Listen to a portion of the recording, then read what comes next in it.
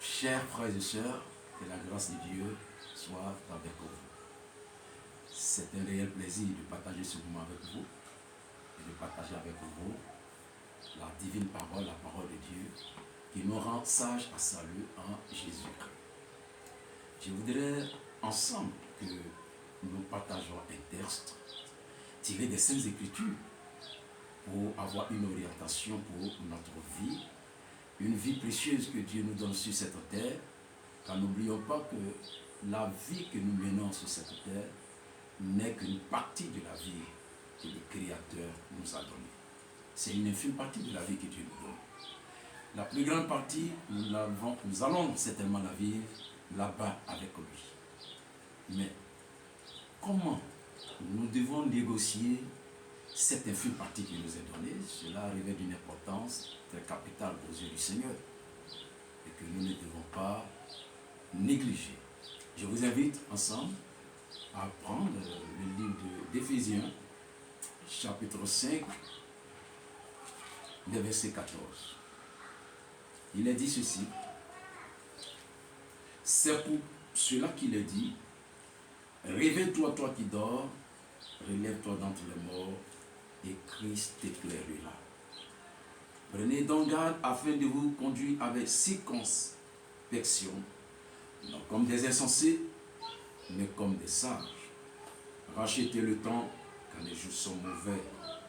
C'est pourquoi ne soyez pas inconsidérés, mais comprenez quelle est la volonté du Seigneur. Que Dieu bénisse sa sainte parole. Alors, l'intitulé de cette exhortation, c'est bien ce que je vous propose. Réveille-toi, toi qui dors, et Christ t'éclairera. Réveille-toi, toi qui dors, et Christ t'éclairera. Nous sommes aujourd'hui dans un monde très compliqué. Les événements autour de nous, beaucoup de choses qui se produisent autour de nous, ont tendance à nous endormir sur l'essentiel de notre existence. L'essentiel de notre existence, de ton existence, c'est toi. L'homme a tendance aujourd'hui à oublier complètement l'essentiel de son existence. À cause des plaisirs, de différentes formes autour de lui, dans lesquelles il baigne, il n'a pas tendance à comprendre ce qui est essentiel. C'est un danger. Et c'est pourquoi la Bible dit, les Saintes Écritures nous interpellent à nous réveiller. Réveille-toi, toi qui dors. Par rapport à quoi? Réveille-toi par rapport à l'essentiel de ta vie. L'essentiel dans ton existence, c'est bien la vie éternelle. C'est bien l'existence avec Dieu. Mais beaucoup de choses autour de nous, les plaisirs, tout cela sont de nature à nous faire perdre la lucidité totale. De nature à nous éloigner complètement de ce qui est essentiel. De nature à nous aveugler. Beaucoup de choses autour de nous sont de nature à nous endormir, à t'endormir. C'est pourquoi le Seigneur t'interpelle aujourd'hui. Aujourd'hui, nous sommes à la croisée des chemins. Aujourd'hui, les temps sont devenus mauvais, vous le savez. Vous constatez autour de vous, vous regardez autour de vous, vous entendez beaucoup de choses à la télévision partir. Et quand vous regardez beaucoup de choses, lorsque vous sondez, vous voyez que l'humain s'interroge beaucoup sur la valeur de l'existence. On s'interroge beaucoup sur la valeur même de la vie. Et ces choses-là ont tendance à nous endormir. Il faut se réveiller. Il y a lieu de se réveiller. Il y a nécessité de se réveiller maintenant, car les jours sont mauvais. Dans le texte que nous venons de lire, il est dit quelque part là-bas, n'est-ce pas, à partir du verset 15, prenez donc garde afin de vous conduire avec circonspection, non comme des insensés, mais comme des sages. Le verset 16 dit, rachetez le temps, car les jours sont mauvais. Les jours sont mauvais. Nous devons racheter le temps. Car les jours aujourd'hui sont mauvais. Partout sur la terre, dans le monde entier, les jours sont mauvais. Au point que on n'a pas assez de temps pour penser à la vie éternelle, pour penser au Créateur. Les jours sont mauvais aujourd'hui, de sorte que le mal est légitimé. On ne peut pas faire la différence entre le mal et le bien. Vous voyez, on n'est pas reconnaissant pour ce que le Seigneur fait pour nous. Le bien de Dieu. Tout ce que Dieu met à nos portées aujourd'hui, les hommes ne sont pas reconnaissants. Pour rendre à Dieu la gloire qui lui revient de droit. Les jours sont mauvais parce que les hommes, avec leur ingéniosité, s'enfoncent de plus en plus dans le mal. Et ils ne considèrent pas qu'ils sont en train de s'enfoncer dans le mal. Ils justifient, ils légitiment le mal dans lequel ils s'enfoncent. Comprenez un peu ce qui se passe. Frères et sœurs, femmes, jeunes gens, toi qui m'écoutes, Dieu t'interpelle. Ton Créateur te dit, réveille-toi, toi qui dors. Tu dors dans quoi? Certainement, nous dormons dans beaucoup de choses, dans des pratiques, dans des actes. Et cela nous éloigne de l'essentiel qui est la vie éternelle. La Bible dit que le salut est plus près de nous que lorsque nous avons pris. C'est pourquoi nous ne devons pas nous endormir. Le salut est plus près que lorsque nous avons pris. Mais quelles sont les choses qui nous endorment? Les choses qui t'endorment et qui t'empêchent de voir l'essentiel de ta vie. Ces plaisirs, quels sont ces plaisirs? Permettez-moi quand même de vous énumérer quelques plaisirs que nous connaissons. Ces plaisirs qui ferment complètement l'interne, qui doit écouter Dieu. Ces plaisirs du monde. À cause de ces plaisirs, nous n'avons même pas le temps pour le Seigneur. Tu n'as pas le temps pour ton Dieu. À cause des plaisirs du monde. Parce que l'homme aujourd'hui, il est incliné vers ces plaisirs qui le dominent complètement. Et il n'a pas le temps. Il ne prête pas l'oreille à la divine parole pour pouvoir comprendre les conseils du divin. Tu es une créature, Dieu t'a créé. Tu es une belle créature. Tu as de la valeur aux yeux de Dieu parce que Dieu, en faisant l'homme, il a fait le ciel pour l'homme. C'est l'homme qui doit aller dans le ciel. Le ciel est fait pour l'homme, pour le genre humain. Chacun a sa place là où Dieu est. Quand Jésus a dit, je vais vous préparer une place. Quand je m'en serai allé, je vous l'aurai préparé, je reviendrai et vous prendrai, afin que vous soyez là où je suis. Mais les plaisirs du monde nous empêchent de voir cela, de comprendre. Les plaisirs. Voyez, comment comprenez-vous? Comment pouvons-nous comprendre cela? Un homme qui crie, une belle fille, une jeune fille, comment comprendre?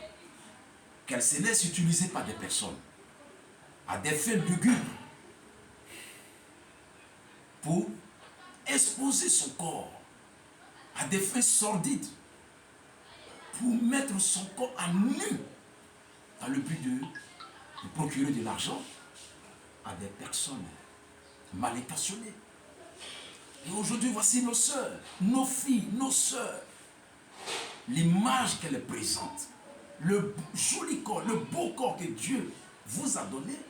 Comment comprendre que vous puissiez prendre ce corps, l'exposer, vous mettre nu et en train de danser, en train de balancer des fesses pour faire plaisir à qui?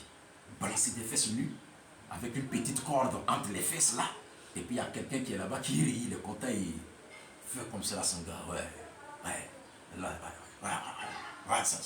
c'est bien ça. Et toi tu es là, tu balances tes fesses. Tu balances tes fesses et tu es content. Et tu es là comme ça. Mais non. Ça ne t'honore pas, ça n'honore pas le Seigneur qui t'a fait. Ça n'honore pas le Seigneur. Tu ne peux pas exposer ton corps de la sorte. Ton corps est sacré. La Bible dit, ton corps est le temple du Saint-Esprit. Il vit dans ce corps. Ce corps est un réceptacle de la vie du divin. Le divin est en toi.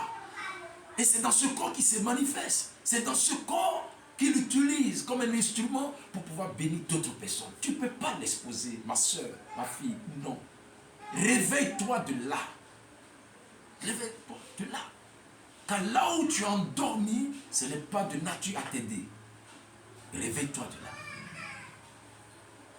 Comment comprendre aujourd'hui que des personnes puissent teinter les cheveux? Quel exemple nous donnons à la jeunesse, à nos enfants?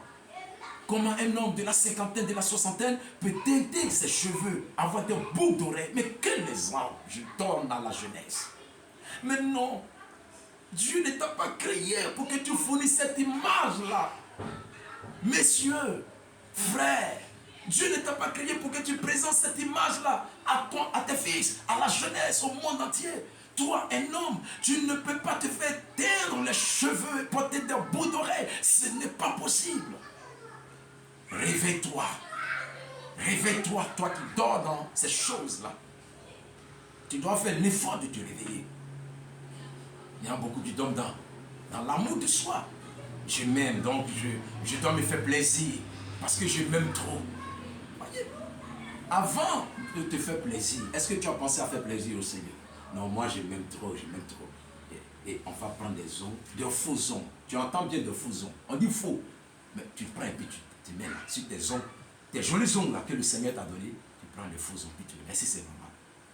Ma soeur, est-ce que c'est normal? Maman, tanti, toi-même regarde. On dit bien faux ongles là, c'est pas ça? Maintenant, pourquoi tu mets sur les vrais? Sur les vrais. Tu vois, c'est pas normal. Ne le fais pas, tanti. Maman, ma soeur, ne le fais pas. Ne le fais pas. Par amour pour le Seigneur, pour ton Dieu. Tes ongles, entretiens-les. Tu as des jolis ongles que le Seigneur t'a donné. Entretiens tes ongles. Tes ongles sont brillants. Ne prends pas de faux ongles pour altérer ce que le divin t'a donné. Ne le fais pas. L'amour de soi. Il faut te réveiller de cet amour. Car il a dit le salut est plus près que lorsque tu as cru. Le salut est prêt quand tu te réveilles. Mais tu dois faire l'effort de te réveiller. Car il a dit, réveille-toi, toi qui dors. Relève-toi d'entre les morts. Donc tu dois faire l'effort par toi-même. Ton libre arbitre rentre en jeu. Le libre arbitre a été expliqué par les hommes de Dieu, par les sachants comme étant la capacité de pouvoir choisir. La capacité, la volonté qui est inhérente à l'être humain, cette capacité qui lui permet de choisir. Donc l'homme a la capacité. Voilà. Mais je vais t'expliquer un peu l'origine du libre arbitre. D'où vient le libre arbitre que nous avons? D'où vient que l'homme a la capacité? Le libre arbitre vient du monde spirituel, du monde des esprits. L'homme, tel qu'il est, considéré en lui-même, il est esprit. Et l'esprit de l'homme est tenu dans le monde des esprits par le Seigneur. Le monde des esprits, c'est un monde qui est très vaste, comme le nôtre. Vous voyez, notre monde tel qu'il est, vous voyez des espaces, vous voyez des maisons, vous voyez des sièges, les gens se déplacent, ils vont, ils viennent. C'est exactement de cette manière que se présente le monde des esprits. C'est un monde qui est très vaste. Le monde des esprits, il est entre le ciel et l'enfer. Le ciel est très très éloigné. Il est très éloigné. Et l'enfer est très bas. Tous ceux qui meurent vont dans le monde des esprits. Personne qui meurt ne va directement au ciel ni en enfer. Ce n'est pas possible, ce n'est pas vrai. Selon les révélations que j'ai reçues du Seigneur. Je pourrais, par la grâce de Dieu, dans une autre vidéo, dans une autre séance, vous expliquer tout ce qui se passe dans les enfers. Je dis bien dans les enfers parce qu'il n'y a pas un enfer. Il y a des enfers. Tel qu'il m'a cela